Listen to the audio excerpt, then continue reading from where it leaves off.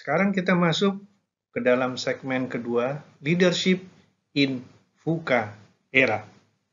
Anda telah mendapatkan pembelajaran pada sesi sebelumnya mengenai VUCA. Pada kali ini kita mendiskusikan peran dari leadership terkait dengan VUCA. Leaders di dalam dunia VUCA, Anda telah mengenal apa yang disebut dengan VUCA pada pertemuan kita sebelumnya, yaitu kondisi volatility, uncertainty, complexity, dan ambiguity. Aura Codreanu menyebutkan bahwa seorang leader dalam kondisi VUCA harus juga memiliki sifat VUCA itu, yaitu harus memiliki vision. Kita telah mendiskusikan pada segmen pertama tadi, dan harus memiliki understanding, pemahaman terhadap dirinya, kelebihannya apa, kekurangannya apa, paham terhadap lingkungannya, kapan itu musim panas, musim dingin, kapan terjadinya paceklik, kapan terjadinya mungkin demonstrasi, dan paham juga terhadap musuhnya, para pesaingnya, bagaimana ancaman-ancaman dari pihak-pihak tertentu. Pemahaman itu adalah syarat yang penting. Dan berikutnya adalah clarity, mampu mendefinisikan secara jelas, mampu melihat yang hitam, yang putih, yang merah. Jadi tidak ada lagi kondisi yang abu-abu, tidak ada situasi buah si malakama, tidak ada lagi kondisi yang ambigu.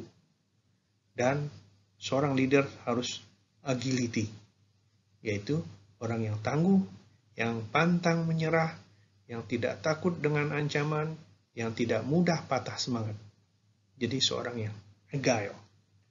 Dalam nada yang sama, Peter Hinson juga menyebutkan seorang leader di dalam kondisi VUCA harus punya vaksin, yaitu velocity, kecepatan, harus cepat. Jadi jangan lagi kebanyakan mikir, kebanyakan diskusi, harus cepat. Kalau tidak, kita akan dilibas oleh perubahan-perubahan atau ketidakpastian yang berjalan, yang berlangsung dengan juga kecepatan yang tinggi. Seorang leader juga harus memiliki kecepatan dalam merekrut tenaga yang dibutuhkan, dalam merekrut sumber daya yang ada, mengambil keputusan. Kemudian agility. Tadi kita telah diskusikan. Creativity. Harus punya kemampuan kreativitas, bagaimana menata dengan baik, bagaimana menyederhanakan sebuah pekerjaan, bagaimana mengefisienkan dana yang terbatas, dan harus memiliki inovasi-inovasi. Inovasi yang belum pernah dilakukan oleh orang lain, yang belum pernah dijalankan, sebuah terobosan-terobosan baru. Seorang leader harus punya network. Dia bisa membangun jejaring, bisa membangun kerjasama dengan berbagai pihak, bisa mendapatkan bantuan dari A, dari B, dan bisa melakukan eksperimen.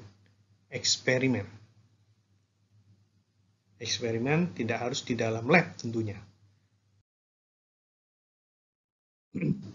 Pemimpin, menurut ahli yang lain juga disebutkan bahwa harus memiliki kemampuan untuk mengatasi volatility, kondisi yang rentan, kondisi yang ringkih, kondisi yang rapuh, baik dari sisi posisi jabatan, mengenai status, mengenai bagaimana sebuah transaksi itu berjalan, bagaimana pengambilan keputusan, bagaimana sebuah kebijakan, jadi kondisinya tidak ada yang ajak. Nah, seorang leader harus mampu mengatasi itu dan harus bisa mempengaruhinya, kondisi yang tidak menentu tadi, dan bisa manage the uncertainty, kondisi-kondisi yang tidak pasti harus bisa dikelola secara baik, jadi tidak menyerah dan tidak menjadi bingung, apalagi membuat orang menjadi bingung, dan bisa menyederhanakan situasi yang kompleks. Kita bingung dalam mengambil keputusan Karena ini terkait dari kelompok A, terkait dengan kelompok B, terkait dengan masalah budaya A, budaya B, terkait dengan mungkin dari masyarakat yang ada di pinggiran kali, terkait dengan masyarakat yang ada di dekat pasar, terkait segala macam. Berbagai kondisi yang kompleks itu bisa disederhanakan. Termasuk juga berkenaan dengan uang, berkenaan dengan resources, berkenaan berbagai kondisi yang ada. Bisa dibuat sederhana. Dan yang penting adalah resolve the ambiguity. Tidak ada lagi buah si malakama.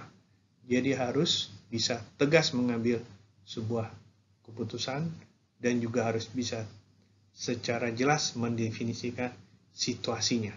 Jadi tidak ada kondisi yang ambigu.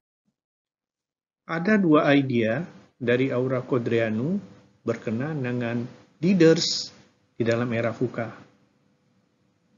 Pertama adalah dia harus mengetahui, dia harus menyadari apa kepentingan, apa harapan, apa ekspektasi dari otoritas yang ada di atasnya. Dalam hal ini, kalau Anda menjadi seorang pemimpin, katakanlah di kepala daerah di suatu wilayah, Anda harus tahu apa kepentingannya, kebijakan yang Anda ambil, kebijakan yang Anda lakukan, memberikan manfaat bagi nasional, bagi Indonesia secara keseluruhan, termasuk pimpinan Anda, apakah itu di kementerian ataupun presiden.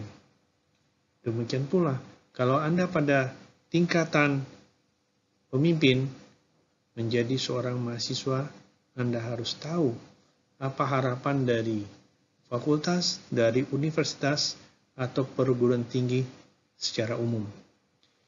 Ini adalah kemampuan yang harus dimiliki oleh seorang leader.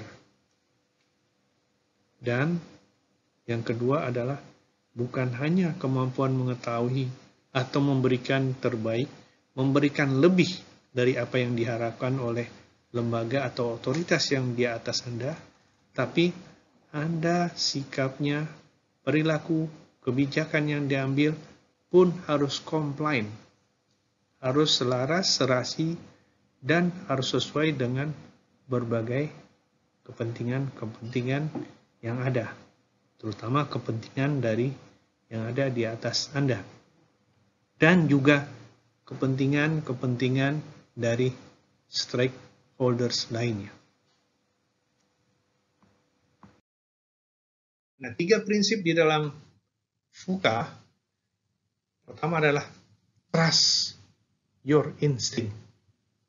Selama kita adalah seorang yang profesional. Profesional itu artinya kita mempunyai pengetahuan, kita bekerja secara keras, kita berpikir secara serius, kita pantang menyerah, seperti tadi disebutkan di awal, kita punya vision. Nah, kita juga punya berbagai kompetensi-kompetensi yang ada, kita pantang menyerah. Nah, selama kita memiliki sifat-sifat tersebut, trust your instinct. Karena apa? Karena banyak mungkin data atau informasi, apakah dari bawahan, dari anggota, bahkan riset sekalipun, seringkali tidak up to date.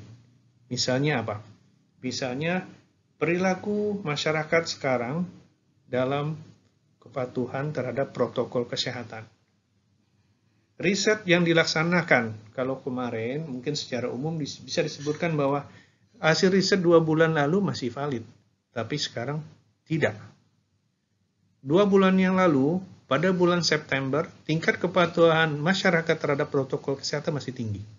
Nah, hasil riset itu yang kita jalankan, yang menjadi landasan untuk mengambil keputusan pada bulan Desember, sudah tidak valid lagi.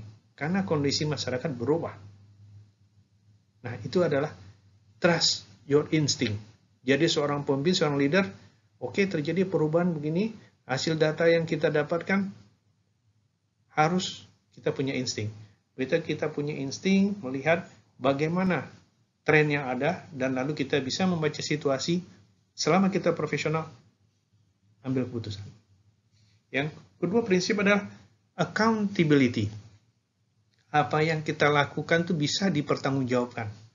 Jadi bukan insting dalam arti feeling, bukan dalam makna percaya terhadap mimpi, bukan. Kita punya argumentasi yang argumentatif. Hal yang penting adalah talk the talk and walk the walk. Apa yang kita pikirkan, apa yang kita katakan sama dengan apa yang kita lakukan. Apa yang kita lakukan sama dengan apa yang kita ucapkan. Jadi selaras, serasi, seimbang ya. Demikian, terima kasih.